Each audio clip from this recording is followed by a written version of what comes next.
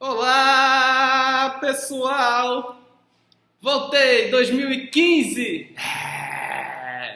História do Poder agora com mais um ano. Quer dizer, mais ou menos. Né? Aquela triste notícia que o professor Isabel está saindo da escola do Juarez Távora e está indo para o mestrado. Então, meus parabéns em rede youtubiana para você, Isabel. Vá com Deus e com muito conhecimento. Ou outras divindades, né? Olá, pessoal, de novo. Estou aqui apaixonado. Vinícius, o que é isso? Que corações são esses saindo da sua cabeça?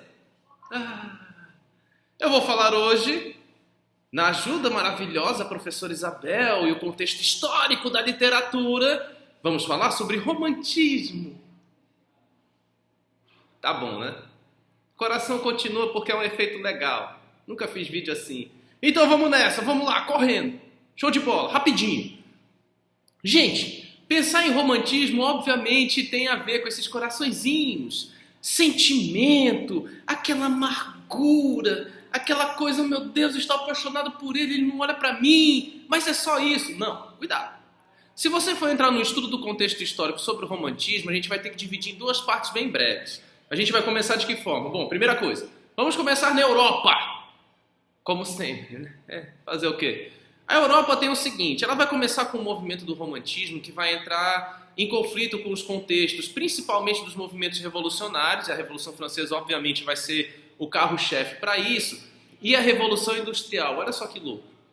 Por causa das mudanças que vão ocorrer com as revoluções e, obviamente, com esse boom industrial da modernidade, a sociedade ela vai começar a se reajeitar, digamos assim, com essas novas tecnologias, ou seja, com o comércio, com a questão da burguesia no topo, dominando, e o romantismo ele vai entrar de cara nesse tipo de contexto. Mas de cara como? Olha só que massa. Se você, por exemplo, for olhar, bota no Google lá, uma pintura romântica, digamos assim. Óbvio que não vai ter essa concepção somente sentimental, de paixão, que a gente tem de ideia do romantismo hoje. O romantismo, ele traz como se fosse uma glória no acontecimento, né? É como se você desse uma importância, assim, épica àquela coisa, né? Por exemplo, a liberdade guiando o povo, né? Uma obra muito bonita que representa a questão da luta do povo francês, né? Que tem uma mulher com os seios de fora, carregando a bandeira da França, com o olhar lá para frente, as pessoas atrás gritando. Ou seja, esse tipo de sentimento é que o romantismo vai querer trazer. E não vai ser só na pintura, vai ser na literatura, vai ser na filosofia. Mas, Vinícius, como é que vai surgir essa ideia do romântico dentro desse período de mudança extrema? Ora, os resultados da Revolução não foram tão positivos assim, né? Vamos pegar a Revolução Francesa, foi um trauma muito grande, né? Principalmente com relação ao seu desfecho, né? A gente vai ter que todo aquele caminho, né? Jacobinos, girondinos, até o Napoleão, né? E o povo percebe no final que aquelas mudanças bonitas e maravilhosas, elas não foram tão bem percebidas. Por quê? Porque nesse exato momento, o contexto mundial, principalmente o econômico, vai dar uma nova cara ao capitalismo. A questão da Inglaterra enquanto Revolução Industrial, as cidades já começando aquela ideia de velocidade que vai dar início ao século XX, ou seja, aquelas mudanças repentinas, a comunicação sendo muito mais rápida. E o romantismo ele vai vir para dar um ar de individualismo, digamos assim. Ou seja, eu tenho saudade daquela época e tudo era melhor, era mais tranquilo.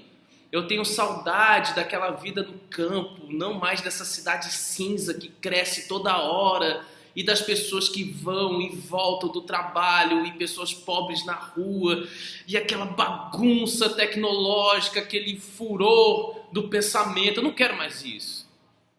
Eu quero o meu espaço. Onde está o sentimento agora? Né? As pessoas são frias. Elas visam só o bem próprio. Não, eu quero voltar. Eu quero contemplar a natureza. Olha só que massa, a natureza. Né? Dizem que um dos primeiros românticos seria Rousseau, quando ele fala da bondade, né, do ser humano. Aquele ser humano é um homem bom, ele compactua com a natureza, ou seja, a ideia romântica ela vai caminhar por esse trajeto, né? Mas claro, nada do romântico também é maravilhoso, porque o romântico ele pega do sentimento, então é aquela questão também que junta a melancolia, junta a questão da tristeza ou daquela felicidade individual. Olha só que massa, aquela ideia da modernidade, da revolução industrial, do individualismo do ser humano. Ou seja, o meu heroísmo, o meu ato heróico para me proporcionar sentimento, né?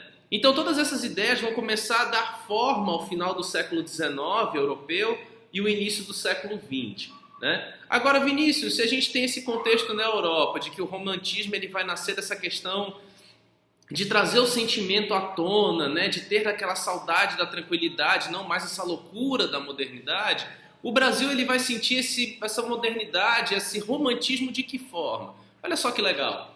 O romantismo ele vai ser trazido para o Brasil, ou o que eles vão chamar de nova poesia, né?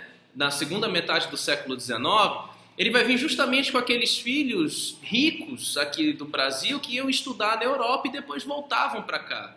Eles vão vir cheios dessa ideia, dessa nova poesia e vão trazer para o Brasil num contexto qual? Né? O Brasil independente, o Brasil um império. Aquela ideia de nação enraizada vai começar a nascer aqui. E essa grande maioria desses meninos e meninas ricas que voltavam da Europa de seus estudos vão começar a trazer uma outra concepção, uma outra filosofia para o Brasil. E é justamente que vai cair esse romantismo naquela ideia já dos pensamentos abolicionistas. Daquela ideia de falar, não, essa questão da escravidão é um negócio muito, muito atrasado.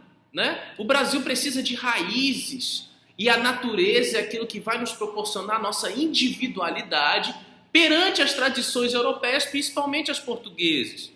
Mas como é que a gente vai começar a pensar esse romantismo brasileiro e trazendo as nossas raízes essa ideia de Brasil?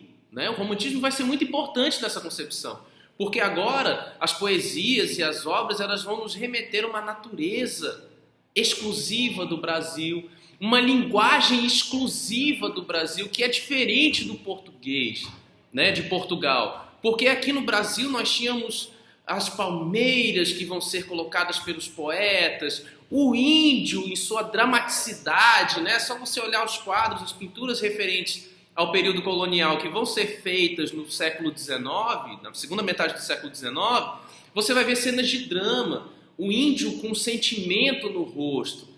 Né? Então aqui no Brasil esse romantismo ele vai se juntar com um aspecto político muito forte que é o quê? A questão do movimento abolicionista, né? Que vai ser proporcionado pelos intelectuais brasileiros que foram formados na Europa, né? Então por causa dessa ideia de nação, né? E o romantismo que traz aquele retorno à natureza, aquele ganho e o heroísmo individual, é que o Brasil vai começar a olhar para o seu passado, né? E vai mostrar esse passado como um passado não só heróico, mas também dramático, né? Ou seja, o drama do índio que foi subjugado pelo português, o drama que o negro está vivendo pela questão da escravidão, né? Então é muito importante não só você estudar a história nesse processo do fim do Segundo Reinado e no crescimento desse pensamento abolicionista, apenas pelo fato daquele contexto geral de que os burgueses precisavam de mão de obra aqui no Brasil,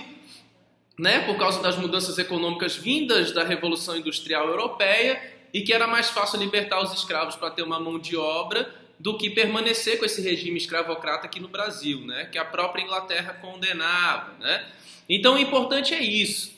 Né? Não é só colocar esse contexto, pronto, entendi o final do século XIX aqui no Brasil. Não, você centrar na literatura do romantismo brasileiro é extremamente importante, galera. Cuidado, estudar história não é só você pegar o livro didático de história e assistir o videozinho do Vinícius apaixonado e pronto, não.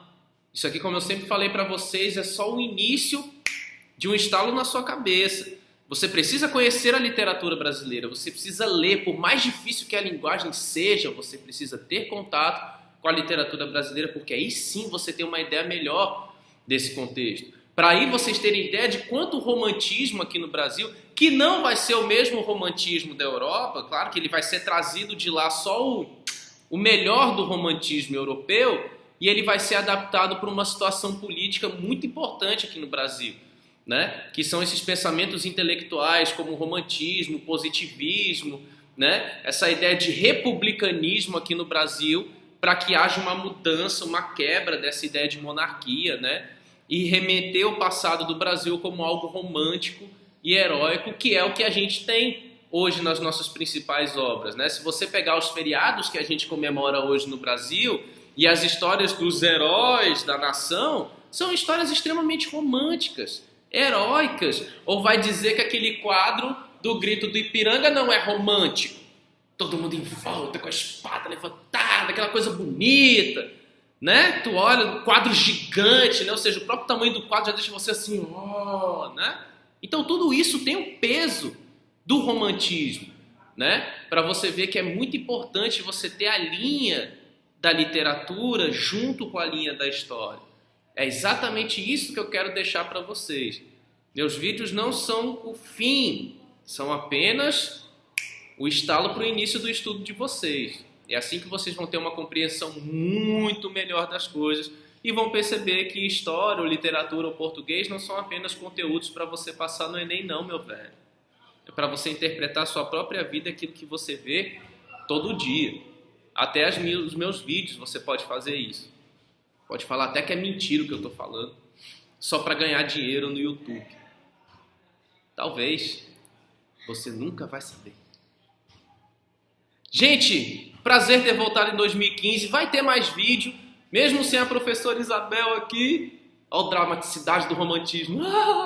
Né? Mesmo sem a professora Isabel aqui, esses vídeos vão continuar. Se você está assistindo no YouTube, mande a sugestão de aulas para eu gravar aqui para vocês.